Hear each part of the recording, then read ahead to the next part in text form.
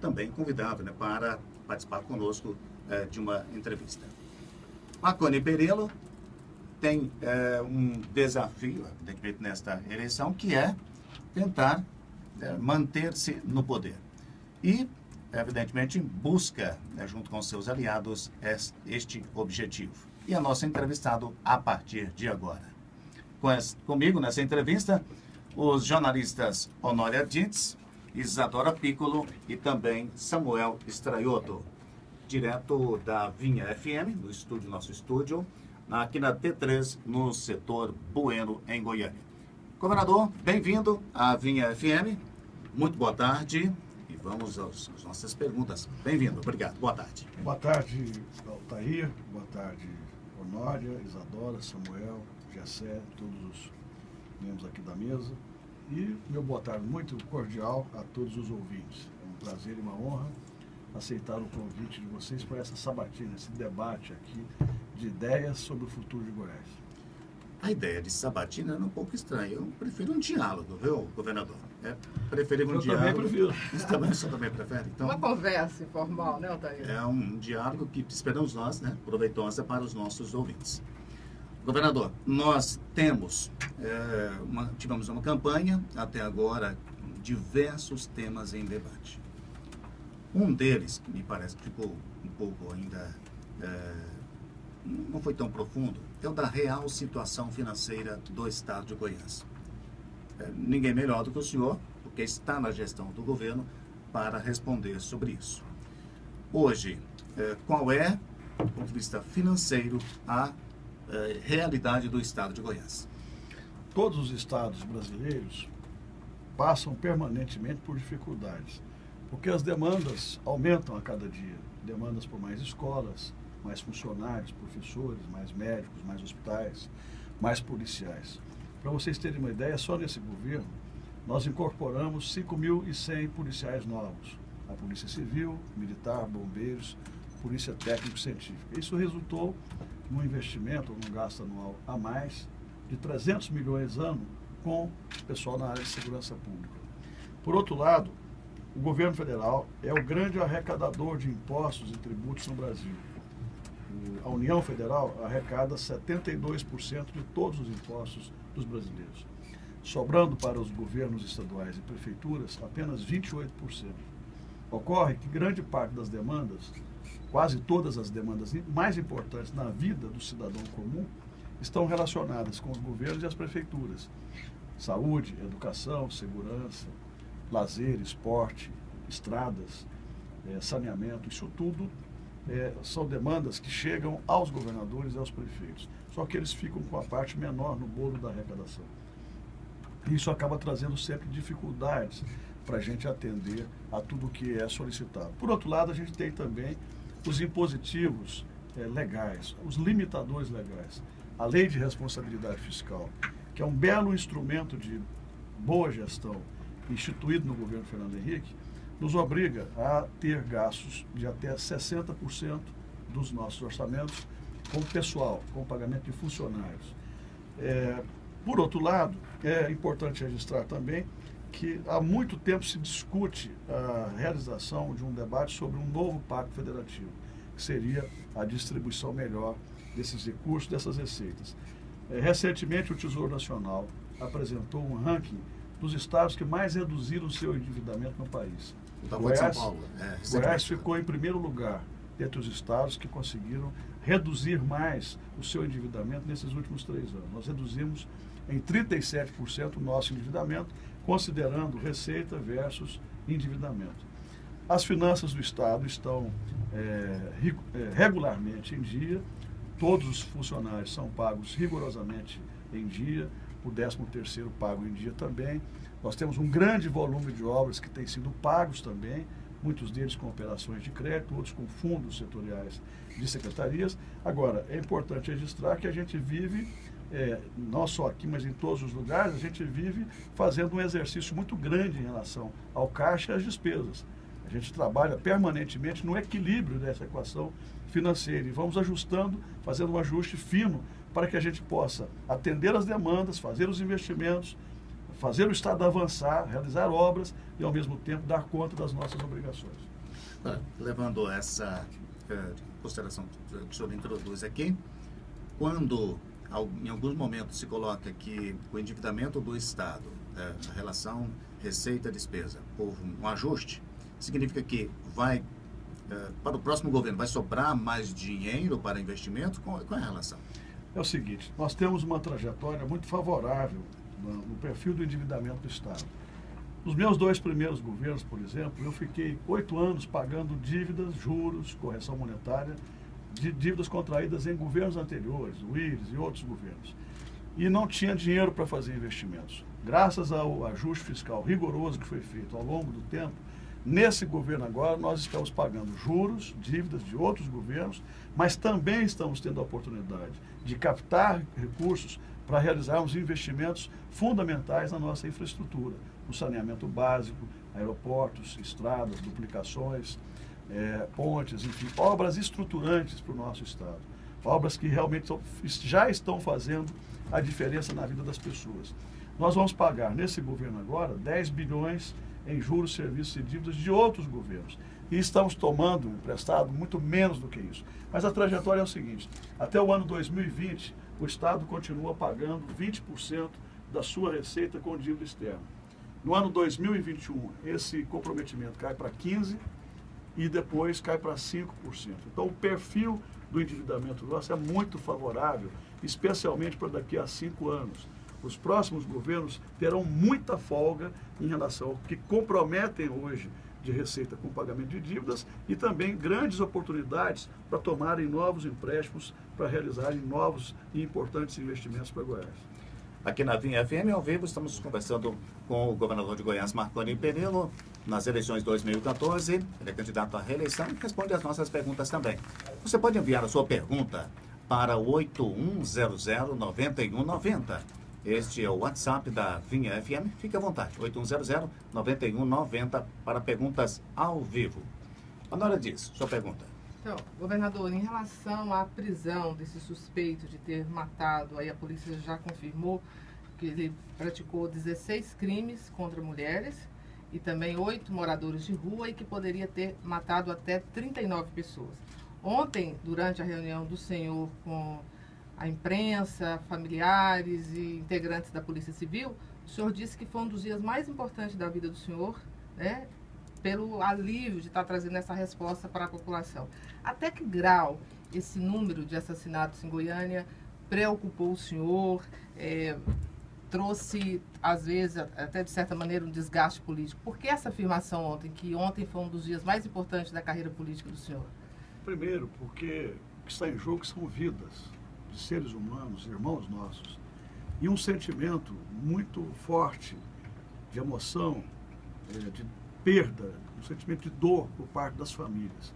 Eu já os havia recebido no início de agosto e dei uma garantia a eles de que a polícia nossa iria resolver esses casos, iria identificar o culpado ou os culpados.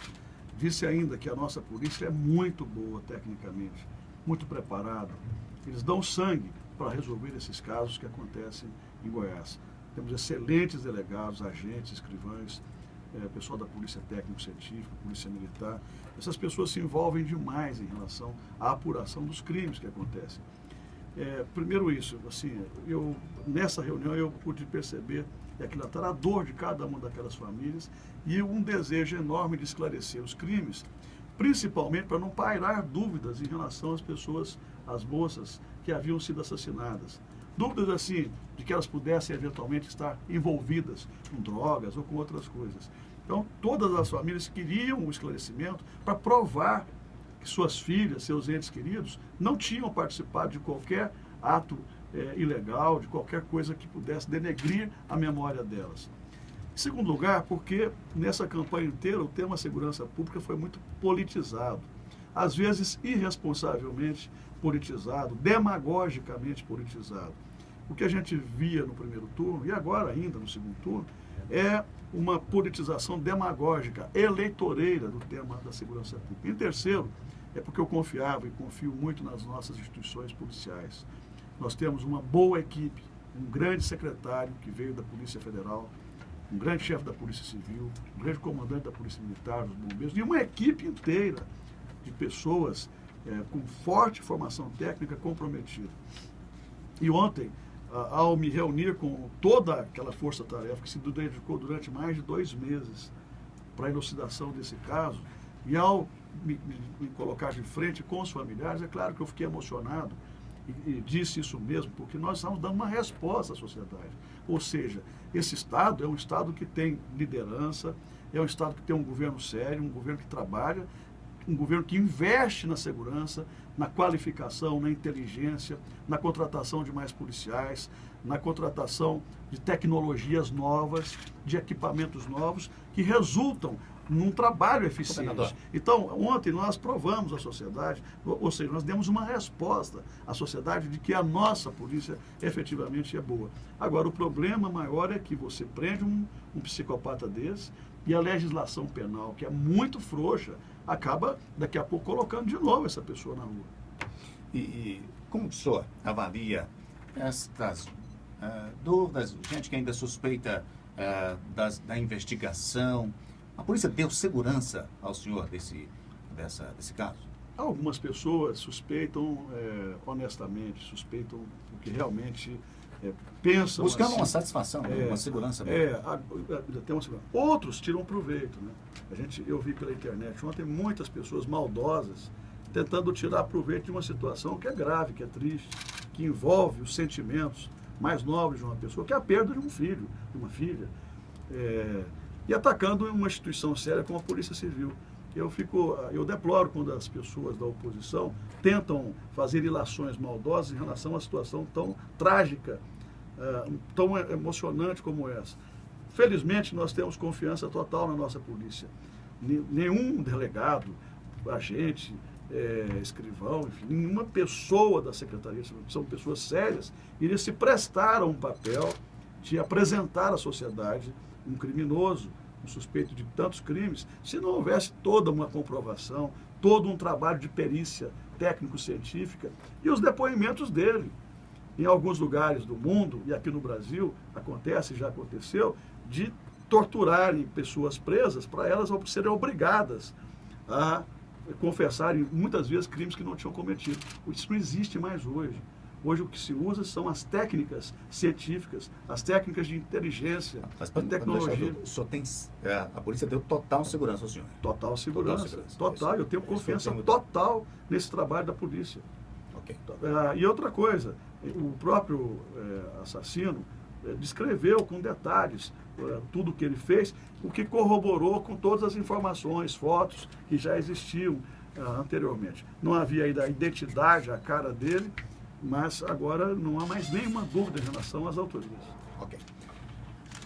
Este é o nosso Mesa dos Notáveis. Estamos entrevistando ao vivo o governador de Goiás, Marconi Perillo, com a pergunta de Isadora Piccolo, jornalista da Vinha FM. Isadora. Governador, nós aqui em Goiânia, principalmente, está passando por um período, vamos se dizer, entre aspas, de seca. As pessoas têm reclamando muito da falta de água e queria saber do senhor aí como que, caso o senhor seja realmente reeleito, como pretende aí trabalhar e tratar dessa questão aí da falta de água, que não é só aqui em Goiânia, mas também em vários municípios aí do estado. Olha, em primeiro lugar, Isadora, eu não quero fugir de nenhuma responsabilidade, pelo contrário, quero assumir todas. Nós estamos vivendo um período longo de estiagem, de seca, de falta de chuvas. Isso no Brasil inteiro compromete o sistema de abastecimento. Mas, por outro lado, nós estamos trabalhando, não é que eu vou trabalhar se for reeleito, já estamos trabalhando com investimentos altíssimos em relação ao abastecimento de água nas cidades goianas todas. Para se ter uma ideia, nós investimos nesse governo cerca de 3 bilhões de reais em saneamento básico. Redes de água, esgoto, estações de tratamento de água, de esgoto, ampliação, melhorias dos sistemas. Nós temos 4 bilhões de reais já contratados, com obras licitadas, com contratos assinados e já começando ou para serem iniciadas, com recursos também assegurados, em parceria com o PAC, Governo Federal, recursos de operação de crédito do BNDES, recursos do Tesouro Estadual e recursos da Saneago. Aqui em Goiânia, nós estamos realizando a maior obra de saneamento de água de todos os tempos, que é o complexo da barragem João Leite, o sistema produtor Mauro Borges. Nós já fizemos a barragem, já enchemos o lago, já temos as elevatórias prontas, estamos terminando agora a estação de tratamento de água bruta, que é uma obra enorme. Para você ter uma ideia, cada um dos reservatórios tem capacidade para 20 milhões de metros cúbicos de água. Então, aliás, de litros, é muita coisa. E temos a capacidade de dobrar esses reservatórios. Com esse sistema produtor Mauro Borges, nós vamos ter condições de abastecer com água de qualidade a toda a população de Goiânia, Aparecida de Goiânia, Trindade, Goianira e outros municípios da região até o ano 2045. E com a possibilidade disso ser dobrado com as ampliações que vão ser feitas daqui para frente, e a gente tem uma garantia de abastecimento ao longo desse século. São investimentos de mais de 500 milhões de reais. Em Anápolis, nós acabamos com um problema que já se arrastava há anos, que era o sistema Piancó. Com a construção do Piancó 2, nós fizemos a interligação há um mês atrás e resolvemos definitivamente o problema de abastecimento de água de Anápolis. E trabalho como esse está sendo realizado em outras partes do estado, como no entorno de Brasília. Nós estamos em parceria com o GDF, construindo o sistema produtor Corumbá 4, que vai abastecer Lusiânia, Ingá, Cidade Ocidental, Valparaíso, Lusiânia e toda a região sul de Brasília. É uma obra que vai atender a Goiás e ao Distrito Federal. Ou seja, nós estamos fazendo muitos investimentos. Ainda vamos ter algumas dificuldades nesse ano, mas com a entrada em funcionamento do sistema produtor Mauro Borges, nós não vamos ter mais esse problema de água em Goiânia e nem na região metropolitana. Só para que nós possamos ter clareza, e o ouvinte também, né? O senhor tem aí uma data específica? Acho que a Saneago consegue terminar esse processo quando? A nossa expectativa é que tudo fique pronto até o final do ano. É uma obra grandiosa, como eu já disse, mas ela já está praticamente pronta. Nós já inclusive, atravessamos boa parte de Goiânia com grandes redes, com tubos que têm um diâmetro maior até do que eu. Nós já chegamos ao sistema Jaime Câmara, aqui perto do Parque de Exposições, e agora estamos na fase de construção de sistemas de novas adutoras? Não, as adutoras estão sendo feitas também, mas nós estamos construindo reservatórios em algumas partes mais altas, por exemplo. A gente tem que chegar às partes altas de Goiânia e a Aparecida de Goiânia. Nós inauguramos recentemente o sistema Adélia, que beneficia parte de Goiânia e parte de Aparecida, mas nós vamos ter que levar agora, com adutoras e reservatórios, essa água para ser distribuída em todos os pontos dessa região, especialmente os pontos mais altos. Governador Marconi Perillo é nosso entrevistado agora e a seguir vai responder a mais perguntas nessa entrevista à Vinha FM no Mesa dos Notáveis. Você pode perguntar também pelo 8100-91